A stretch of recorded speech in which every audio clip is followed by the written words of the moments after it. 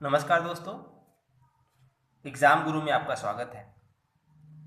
दोस्तों अभी तक हम लोगों ने कंप्लीट किया, अगर हम बात करें लीनियर इंटीग्रेटेड सर्किट का, तो उसमें हमने देखा कि सबसे पहला वीडियो जो मैंने बनाया वो था इंट्रोडक्शन टू ऑपरेशनल एम्पलीफायर। उससे जो जो क्वेश्चंस पूछे गए थे उसके बारे में हम लोगों ने थोड़ा बहुत डिस्कस किया और उसको डिटेल में पढ़ा। फिर उसके बाद हमने देखा application of operational amplifier in open loop form and in close loop form. फिर उसके बाद दोस्तों हम लोगों ने देखा कि in close loop form operational amplifier का एप्लीकेशन क्लोज लूप में नेगेटिव फीडबैक के तौर पे भी देखा और पॉजिटिव फीडबैक के तौर पे भी देखा। पॉजिटिव नेगेटिव फीडबैक में हमने लगभग non inverting amplifier, inverting amplifier, summing amplifier, summing inverting amplifier, summing non inverting amplifier, voltage follower, ये सारी चीजें अभी देखें। अब हम दोस्तों देखेंगे कुछ कुछ important application like integrator and differentiator, log amplifier, anti log amplifier, voltage multiplier, triangular wave generator. ये सब चीज़ें दोस्तों हम आज के लेक्चर में देखेंगे। तो दोस्तों लेक्चर को, वीडियो को लास्ट तक देखिएगा और अगर आपको वीडियो पसंद आए तो प्लीज़ कमेंट भी करिएगा और सब्सक्राइब भी करिएगा दोस्तों, मेरे चैनल को दोस्तों के साथ शेयर भी करिएगा। तो दोस्तों सबसे पहले हम देखेंगे डिफरेंशियल एम्पलीफायर, डिफरेंशिएटर। दोस्तों ये सर्किट डायग्राम है डिफरेंशिएटर का, जिसमें ये capacitors of value C, is connected at input terminal. ये इनपुट टर्मिनल पे दोस्तों कनेक्टेड है। ये एक इक्विवेलेंट सर्किट है, not equivalent circuit. This is a circuit operational amplifier representation of a differentiator. दोस्तों differentiator is a circuit whose output voltage V naught is proportional to differentiation of input voltage. ये general रहेगा कि इसका जो output voltage होगा दोस्तों वो input voltage के डिफरेंशिएशन फॉर्म में इस टाइप के प्रोपोर्शनल रहेंगे। अब हम देखेंगे दोस्तों, अगर हम बात करें this current I1 and this current I2 की, तो अगर हम इस नोड VA पे KCL अप्लाई करें then I1 plus I2 equals to 0। दोस्तों इसको मैं दो तरीके से बताऊंगा, जो आपको इजी लगे वो आप अडॉप्ट करिएगा। अब I1 इक्वल्स टू हो जाएगा दोस्तों C dVi minus VA upon dt। Because capacitance के केस में I इक्वल्स टू क्या होता है कैपेसिटर के केस में, C dV बाई dt। ये V की वैल्यू वोल्टेज डिफरेंस इस और इस टर्मिनल के बीच में, plus V not upon RF। अब आप दोस्तों इसको सॉल्व करेंगे। Since VA equals to 0, this will be 0, mean C dVi by dt plus V not upon RF। तो यहाँ से आप अगर V नॉट कैलकुलेट करेंगे, V not equals to minus RFC into DVi by dt। ये दोस्तों हो जाएगा आउटपुट एक्सप्रेशन वोल्टेज डिफरेंशिएटर का। ये दोस्तों आउटपुट एक्सप्रेशन हो जाएगा वोल्टेज डिफरेंशिएटर का, ओपन बेस्ड डिफरेंशिएटर का। दोस्तों आप देख सकते हैं यहाँ पे जो आउटपुट वोल्टेज है वो इनपुट वोल्टेज के डिफरेंशियल फॉर्म में प्रोपोर्शनल है, तो इसलिए इसको डिफरेंशिएट बोला जाता है। दोस्तों जो सबसे इम्पोर्टेंट क्वेश्चन है वो पूछा जाता है कि अगर हम डिफरेंशिएटर के इनपुट पे स्क्वायर वेव दें, तो आउटपुट पे क्या आएगा। डिफरेंशिएटर के इनपुट पे ट्रायंगुलर वेव दें तो आउटपुट क्या आएगा, और अगर साइन वेव दें तो आउटपुट क्या आएगा। ये दोस्तों इनपुट है डिफरेंशिएटर का, ये आउटपुट है डिफरेंशिएटर का।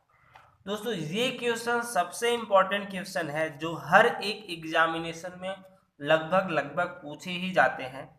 तो दोस्तों इसका आंसर है, अगर हम स्क्वायर वेव देंगे डिफरेंशिएटर के इनपुट पे तो आउटपुट पे हमें दोस्तों कुछ इम्पल्स पीक मिलेंगे दोस्तों, इस टाइप के कुछ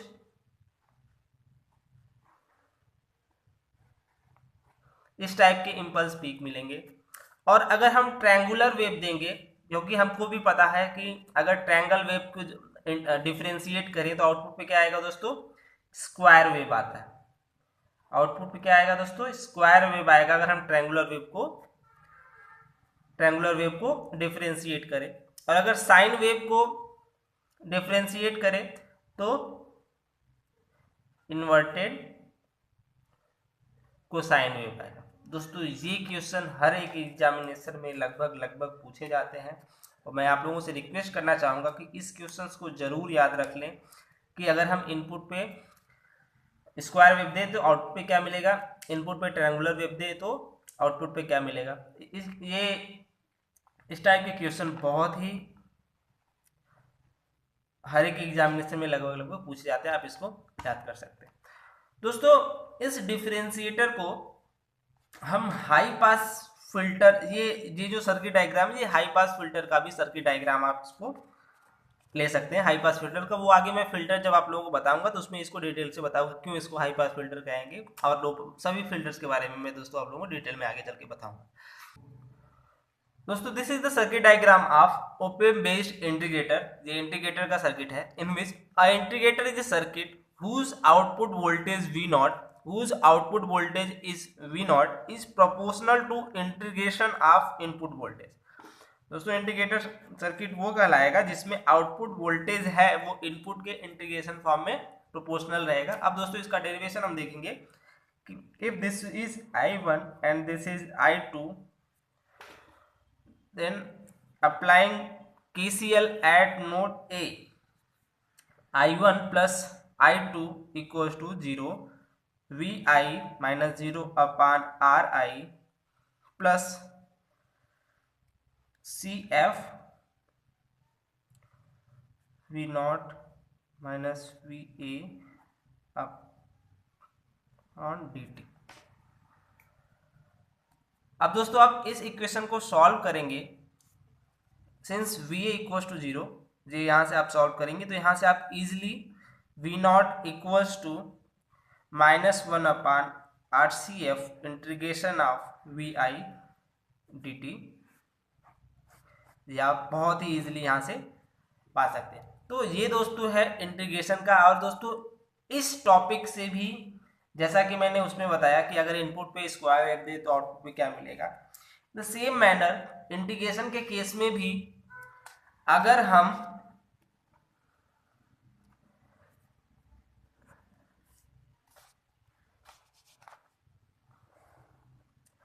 हम इनपुट पे स्क्वायर वेव दें इंटीग्रेटर के, अगर हम इंटीग्रेटर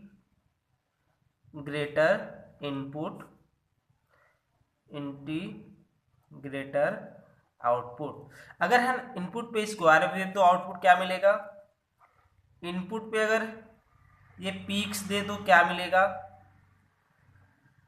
इम्पल्स सिग्नल इसको आप बोल सकते हैं, ये पीक्स दे तो क्या मिलेगा, और अगर हम साइन वेव दें तो आउटपुट पे क्या मिलेगा। तो दोस्तों अगर हम इनपुट पे स्क्वायर वेव देंगे तो आउटपुट पे हमें ट्रायंगुलर वेव मिलेगा, और अगर हम इम्पल्स पीक्स दें तो आउटपुट पे हमें स्क्वायर वेव मिलेगा, और साइन वेव दे तो कोसाइन वेव मिलेगा। दोस्तों ये क्वेश्चन काफी इंपॉर्टेंट क्वेश्चन है, कई सारे एग्जामिनेशन में पूछे गए हैं, डायरेक्टली ऐसे ही पूछ देता है input of a integrator is square wave then output will be, output किस टाइप का होगा। तो दोस्तों ये है, आप इसको कह सकते, आप अगर इनपुट पे स्क्वायर वेव देंगे तो आउटपुट पे ट्रायंगुलर वेव। तो ये दोस्तों था इंटीग्रेटर, जो कि एक इंपॉर्टेंट एप्लीकेशन है ऑपरेशनल एम्पलीफायर का। दोस्तों इस इंटीग्रेटर को हम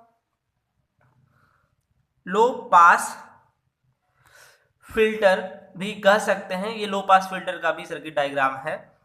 इसको फिल्टर जब मैं बताऊंगा तो उसमें इसको डिटेल्स में आप लोगों को बताऊंगा। दोस्तों अगर हम ट्रायंगुलर वेव जनरेटर का एक जनरल सर्किट डायग्राम देखें तो ये एक कंपैरेटर सर्किट है, कंपैरेटर सर्किट जो कि ओपन लूप फॉर्म में कनेक्टेड है, और ये एक इंटीग्रेटर सर्किट है। जैसा कि दोस्तों मैंने कंपैरेटर पढ़ाते टाइम ये बताया था कि अगर हम कंपैरेटर एक इनपुट को ग्राउंड रखें, बेसिकली ये क्या करता है, दोनों टर्मिनल के इनपुट को कंपेयर करके और output voltage plus V sat and minus V sat के फॉर्म में देता है, मीन्स एक स्क्वायर वेव देता है, जैसा कि मैंने एग्जाम्पल पीछे के एप्लीकेशन में बताया। जी दोस्तों, मैंने कंपैरेटर सर्किट में एप्लीकेशन ऑफ ओपन लूप में ये आप लोगों को बताया था। अगर ये कंपैरेटर सर्किट है, इसके इनपुट पे आप कोई भी सिग्नल देंगे, इसके इनपुट पे आप कोई भी सिग्नल देंगे, आउटपुट हमारा स्क्वायर वेव ही आने वाला है। तो दोस्तों अगर हम इसके इनपुट पे, इस इनपुट पे कोई भी सिग्नल देते हैं, जस्ट लाइक साइनोसॉइडल सिग्नल देते हैं, या फिर कोई भी एक ट्रायंगुलर वेव दे देते हैं, या कुछ भी दे देते हैं, कोई भी ये कोसाइन फॉर्म दे देते हैं, तो इसका जो आउटपुट आएगा दोस्तों वो स्क्वायर वेव ही आने वाला है। क्या आने वाला है दोस्तों? स्क्वायर वेव ही आने वाला है। और जैसा कि अभी मैंने इधर बताया आपको कि अगर स्क्वायर वेव इंटीग्रेटर के इनपुट पे लगाएंगे तो आउटपुट पे हमें क्या मिलेगा दोस्तों? ट्रायंगुलर वेव मिल जाएगा। तो आप देखेंगे कि यहाँ पे हमें स्क्वायर वेव ही मिलने वाला है, तो आउटपुट पे हमेशा हमें क्या मिलेगा दोस्तों? Triangular wave. तो इसलिए इस सर्किट को हम ट्रायंगुलर वेव जनरेटर कहते हैं। दोस्तों ये कॉन्सेप्ट लगा के आप कोई भी wave form, just like integrator, difference, square wave generator, ये सब चीजें आप बना सकते हैं। ये जनरल कॉन्सेप्ट है, अगर आप समझ गए होंगे तो आप इसे कहीं भी अप्लाई कर सकते हैं, या फिर कोई भी सर्किट डायग्राम ऐसे दे दे तो आप बता सकते हैं इसका आउटपुट क्या होगा। दोस्तों अब हम देखेंगे नेक्स्ट एप्लीकेशन इसका, log amplifier. Log amplifier, a amplifier in which output voltage is proportional to logarithm of input voltage। मतलब अगर वो सर्किट जिसमें आउटपुट वोल्टेज इनपुट वोल्टेज के लॉगरिथम के फॉर्म में रहेगा, प्रोपोर्शनल रहेगा, उस सर्किट को हम क्या कहेंगे दोस्तों? Log amplifier. दोस्तों ये सर्किट डायग्राम है लॉग एम्पलीफायर का। ये log amplifier is using diode and this is log amplifier using BJT. दोस्तों जैसा कि आप जानते हैं, BJT and diodes are non linear devices. BJT and diode are non linear devices. Then you can say that this application of operational amplifier is comes under the category of non-linear application of op-amp। non-linear application of op-amp। दोस्तों हम देखेंगे कि ये voltage virtual ground के concept से ये भी voltage क्या हो जाएगा? जीरो हो जाएगा। अब हम यहाँ पे केसीएल लगाएंगे तो I equals to I D, I equals to I D. और डायोड के टर्म में आप इसका करंट का एक्सप्रेशन जानते होंगे। अगर हम यहाँ पे I की वैल्यू रखें तो V I minus zero upon R equals to, अगर हम I की वैल्यू रखें तो आई नॉट, जो उसका सेचुरेशन करंट होता, माइनॉरिटी करंट होता है, I not into e to the power V D, ये diode voltage, V D upon zeta V T. V T is threshold voltage नहीं है। अब यहाँ पे अब अगर आप वी डी की वैल्यू देखेंगे, अगर इसमें हम केवीएल लगाएं, इस लूप में हम केवीएल लगाएं तो यहाँ पे वीडी की वैल्यू आ जाएगी। अगर हम देखें तो वीडी की वैल्यू आ जाएगी माइनस वी नॉट, वीडी की वैल्यू आ जाएगी माइनस वी नॉट। इस माइनस वी नॉट को हम इस एक्सप्रेशन में रखेंगे तो ये हो जाएगा V I upon R equals to I not into e to the power minus V not upon eta V T. अब दोस्तों अगर हम इसका लॉग ले लें, इसका हम अगर दोस्तों लॉग ले लें, तो अगर इसको थोड़ा सा रीअरेंज कर दें, V I upon I not into R equal to e to the power minus eta V not upon eta V T. अब हम इस इक्वेशन का लॉग ले लें तो ये हो जाएगा minus V not upon eta V T, minus V not upon eta V T equal to log of V I upon I not into R. अब यहाँ से दोस्तों आपको वी नॉट इक्वल टू मिल जाएगा minus zeta V T into log V I upon I not into. तो दोस्तों ये है एक्सप्रेशन लॉग एम्पलीफायर का आउटपुट का। आप देख सकते हैं यहाँ पे output of log amplifier is dependent on the logarithm of input voltage V I. अगर इन सबको एक कांस्टेंट हम मान ले तो प्रोपोर्शनलिटी कांस्टेंट के अंदर आ जाएगा ये माइनस का ईटा वी टी। तो दोस्तों ये है output expression of log amplifier. इसको दोस्तों हम बीजेटी के केस में भी देख सकते हैं, सेम एक्सप्रेशन आएगा कुछ। तो बीजेटी से भी ऐसे हम लॉग एम्पलीफायर इसको हम बना सकते हैं। दोस्तों ये दोनों सर्किट डायग्राम्स को आप याद रखिएगा, इनके फिगर्स को याद रखिएगा, कौन कहाँ कनेक्टेड है उसको याद रखिए, क्योंकि अगर ये डायोड यहाँ हम यहाँ कनेक्ट कर देंगे तो कुछ और सर्किट डायग्राम बन जाएगा। ऐसे क्वेश्चन पूछ सकते हैं कि what are the expressions of these circuits and which one of the following is log amplifier or which one of the following is anti log amplifier। तो दोस्तों अब हम देखेंगे anti log amplifier. Next application of operation amplifier is anti log amplifier. दोस्तों ये circuit diagram है anti log amplifier का। Anti log amplifier का ये सर्किट डायग्राम है। इस केस में जैसा कि लॉग एम्पलीफायर में ये डायोड यहाँ पे लगा हुआ था, उसको उठा के सिर्फ यहाँ पे कनेक्ट किया गया है, और अगर बीजेटी से उसको बनाए तो यहाँ पे जो बीजेटी कनेक्टेड थी वो उसको बीजेटी को हम इनपुट टर्मिनल पे कनेक्ट कर दिया। अब देखिए दोस्तों इसका जो output anti log amplifier is what the amplifier in which output is dependent on in anti log of input voltage. The output voltage is dependent on the anti-log of input voltage, then it is said to be anti-log amplifier। अब हम दोस्तों देखेंगे इसका derivation. अगर हम दोस्तों देखेंगे ID की वैल्यू यहाँ पे देखिए, अगर यहाँ पे KCL लगाया जाए, यहाँ पे KCL लगाया जाए तो ID plus I equal to 0। ID की वैल्यू डायोड के टर्म में I not into e to the power minus VD। यहाँ पे VD की वैल्यू क्या हो जाएगी दोस्तों, VD की वैल्यू हो जाएगी VI के बराबर ही हो जाएगी, तो यहाँ VI वैल्यू पुट किया और इक्वल टू ये 0 रखा।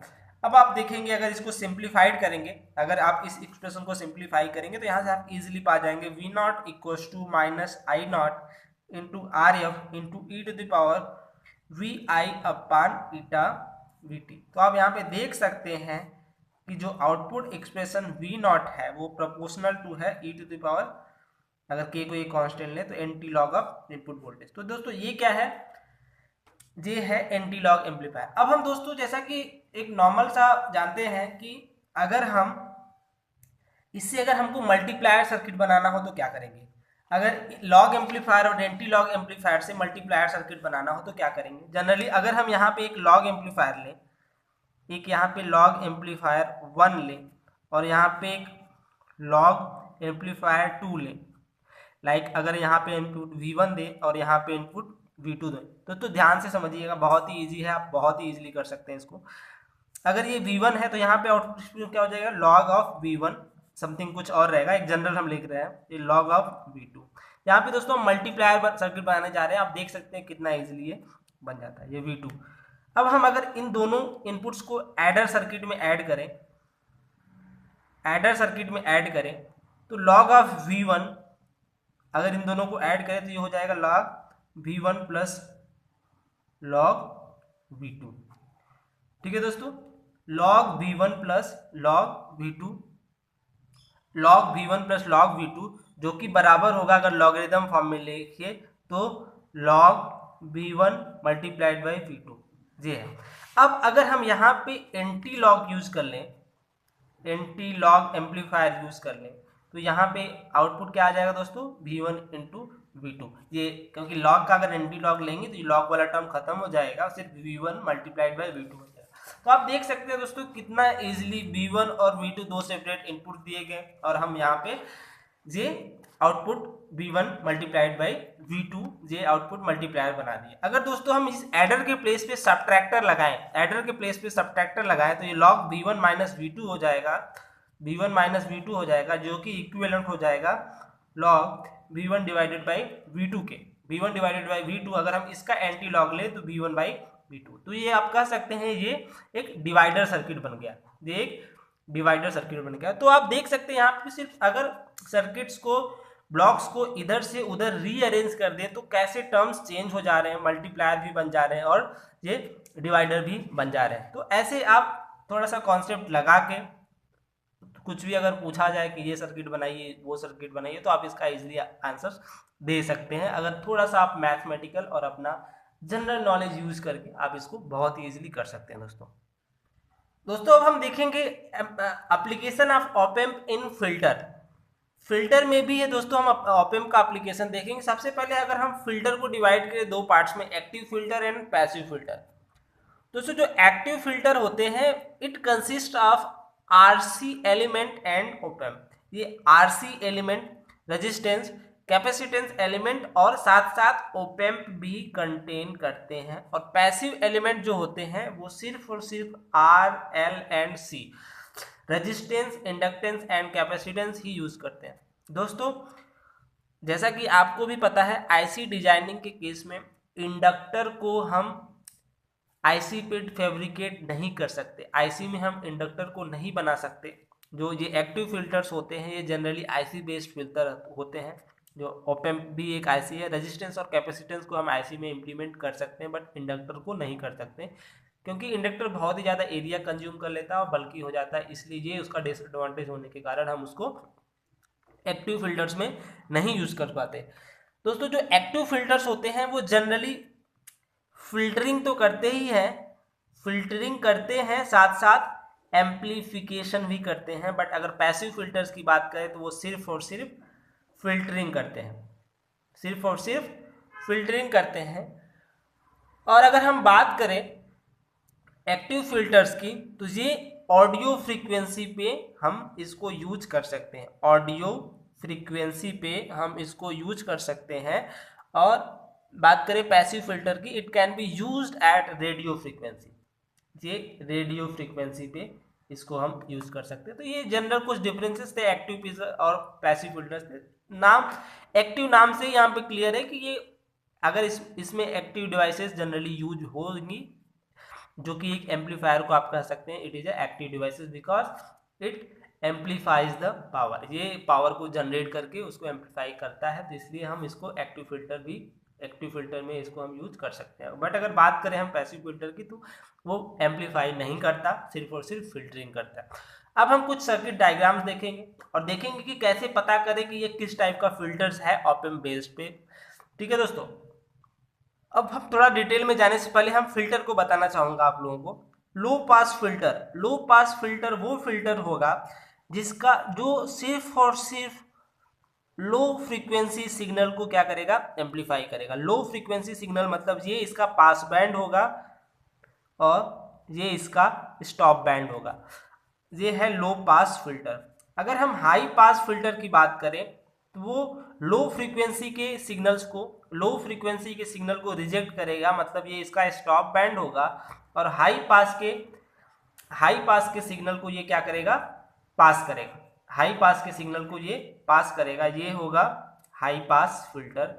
अगर हम बात करें बैंड पास फिल्टर की, बैंड पास फिल्टर की तो सिर्फ और सिर्फ ये कुछ band of frequency like F1 and F2, ये बैंड ऑफ फ्रीक्वेंसीज को पास करेगा, ये इसका पास बैंड हो जाएगा और ये सब स्टॉप बैंड हो जाएंगे। और अगर हम बात करें, ये है बैंड पास फिल्टर। अगर हम बात करें बैंड रिजेक्ट फिल्टर की, बैंड रिजेक्ट फिल्टर की बात करें तो ये कुछ बैंड ऑफ सिग्नल को रिजेक्ट करेगा, मतलब ये स्टॉप बैंड हो जाएगा और ये सिग्नल्स को क्या करेगा, ये पास करेगा, इसलिए इसका ये पास बैंड हो जाएगा।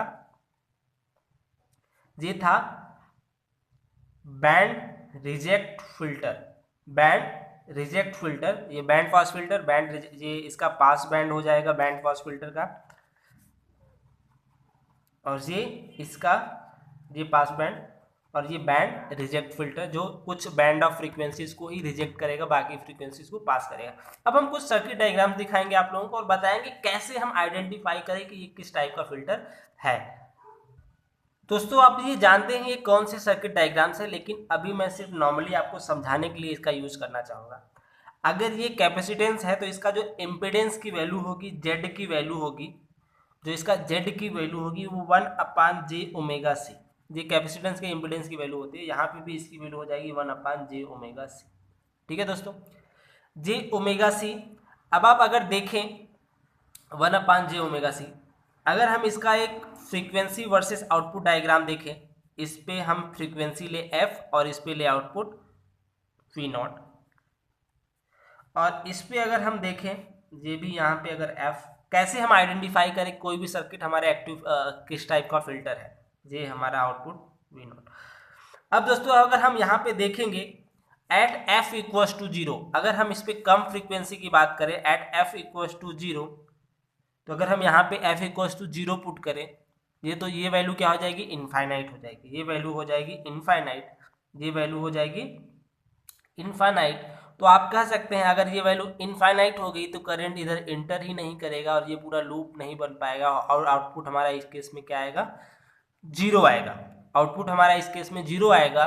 बट अगर हम बात करें at f equals to infinite, अगर हम f इक्वल, दो वैल्यू हम सिर्फ लेंगे आइडल केस में, f इक्वल्स टू 0, ये f इक्वल्स टू 0 और f इक्वल्स टू इनफाइनाइट की अगर हम बात करें, f इक्वल्स टू इनफाइनाइट की बात करें, तो यहाँ अगर f इक्वल्स टू इनफाइनाइट रखें, f इक्वल्स टू इनफाइनाइट रखें तो ये वैल्यू पूरी क्या हो जाएगी, ये वैल्यू हो जाएगी 0, मतलब ये हो जाएगा शॉर्ट सर्किट, ये हो जाएगा short circuit. Short circuit means what, short circuit ये अगर हो जाएगा तो ये इनपुट वोल्टेज यहाँ से आउटपुट की तरफ जाएगा और हमको कुछ आउटपुट सिग्नल मिलेगा, मतलब हमको कुछ आउटपुट सिग्नल मिल रहा है हाई फ्रीक्वेंसी पे, इसलिए हम इसको कहेंगे हाई पास फिल्टर। मतलब ये हाई फ्रीक्वेंसी वाले सिग्नल को पास कर रहा है, इसलिए इस सिग्नल को हम क्या कहेंगे, इस सर्किट को हम क्या कहेंगे, हाई पास फिल्टर कहेंगे। दोस्तों मैंने पहले ही इसको बताया था, ये क्या है, एक डिफरेंशिएटर सर्किट है, डिफरेंशिएटर सर्किट है, वहाँ पे भी मैंने बताया था differentiator circuit high pass filter होता है। अगर हम बात करें the same manner this integrator circuit की, अगर f इक्वल्स टू 0 पे बात करें तो ये value f equals to 0 means what, this is infinite, this will be open circuit, this will be open circuit. अब दोस्तों ये हो जाएगा ओपन सर्किट, ये ओपन सर्किट हो जाएगा तो हमने ये भी देखा है कि ये ओपन हो जाएगा ओपन सर्किट, और इस केस में जो आउटपुट वोल्टेज आएगा, इस केस में कुछ और कुछ आउटपुट वोल्टेज हमें मिलेगा दोस्तों। At f equals to 0 we get here some output signal, and अगर हम बात करें at f equals to infinite, f equals to infinite value जिसकी वैल्यू हो जाएगी 0, तो आउटपुट हमें क्या मिलेगा, लगभग अप्रॉक्सीमेटली 0 मिलेगा। तो ये आप कह सकते हैं कि ये सिर्फ और सिर्फ लो बैंड सिग्नल को पास कर रहा है, ये इसलिए क्या कहलाएगा, लो पास फिल्टर। ये दोस्तों था, ऐसे अगर कोई भी सर्किट दे, ऑप एम्प बेस्ड सर्किट दे, तो ये है तरीका उसको आइडेंटिफाई करने का, ये कौन सा फिल्टर है। एक बार आप f इक्वल्स टू 0 रखेंगे और एक बार f इक्वल्स टू इनफाइनाइट रखेंगे। अगर यही बैंड ऑफ सिग्नल को सिर्फ पास करता तो उस केस में क्या हो जाता है दोस्तों, ये बैंड पास फिल्टर होता है, और बैंड ऑफ सिग्नल को सिर्फ रिजेक्ट करता तो हो जाता दोस्तों बैंड रिजेक्ट सिग्नल। तो ये दोस्तों कुछ एप्लीकेशंस थे ऑपरेशनल एम्पलीफायर के। अब हम दोस्तों आप लोगों को मिलेंगे अगले लेक्चर में नए वीडियो के साथ। दोस्तों अगर इस वीडियो को आप पसंद किए हो, अगर आपको वीडियो अच्छा लगा हो थोड़ा बहुत हेल्पफुल है, तो प्लीज़ मेरे चैनल को सब्सक्राइब करेगा और लाइक भी करिएगा। दोस्तों उसके पहले मैं आप लोगों को कुछ क्वेश्चंस दिखाना चाहूँगा जो एग्जामिनेशंस में पूछे गए हैं। दोस्तों अगर आप इस सर्किट की बात करें तो यहाँ पे आप देख सकते हैं कि ये एक डिफरेंशिएटर सर्किट है, जो कि इसका आउटपुट हो जाएगा R2 अपान R1 100/R1 into 100/R1 into 1 - 2, R1 की वैल्यू क्या है, 10 है, तो ये 10 जा -10 वोल्ट इसका आंसर। देख सकते हैं आप कितना इजी क्वेश्चन है, आप इजीली इसको कैसे सॉल्व कर सकते हैं। दोस्तों ऐसे क्वेश्चंस पूछे जाते हैं, आप देख सकते हैं जितने भी एग्जामिनेशन से नॉर्मली। अगर आप एक क्वेश्चन इसको भी देखें, आप इस क्वेश्चंस को भी देखें तो आप देख सकते हैं ये क्वेश्चन कितना इजी है। अगर आप देखें यहाँ पे तो ये एक नॉन इन्वर्टिंग एम्पलीफायर है, वन इधर अप्लाइड है, ये नॉन इन्वर्टिंग एम्पलीफायर है। इसके बाद ये एम्पलीफायर जो बन जाएगा वो इन्वर्टिंग एम्पलीफायर बन जाएगा। फिर इसके बाद आप देखेंगे ये भी इन्वर्टिंग एम्पलीफायर है, तो डायरेक्टली आप इसका V0 बहुत ही इजीली सॉल्व कर सकते हैं। तो दोस्तों क्वेश्चन जो होते हैं वो काफ़ी इजी होते हैं, बस थोड़ा सा उसमें आप अगर दिमाग लगाएंगे, थोड़ा सा आप लगाएंगे कि कौन सा सर्किट है, आप उस क्वेश्चंस को इजीली कर सकते हैं। तो जेईई लेवल के एग्जामिनेशन में नॉर्मली क्वेश्चन दोस्तों ऐसे ही पूछे जाते हैं। तो दोस्तों ये थे कुछ क्वेश्चंस, और अभी आप लोगों को और भी क्वेश्चंस मिल सकते हैं अदर्स एग्जामिनेशन में, आप उसको सॉल्व करिएगा। अगर आपको वीडियो सच में हेल्पफुल लगा हो तो प्लीज़ लाइक करिएगा और दोस्तों के साथ शेयर भी करिएगा। धन्यवाद दोस्तों।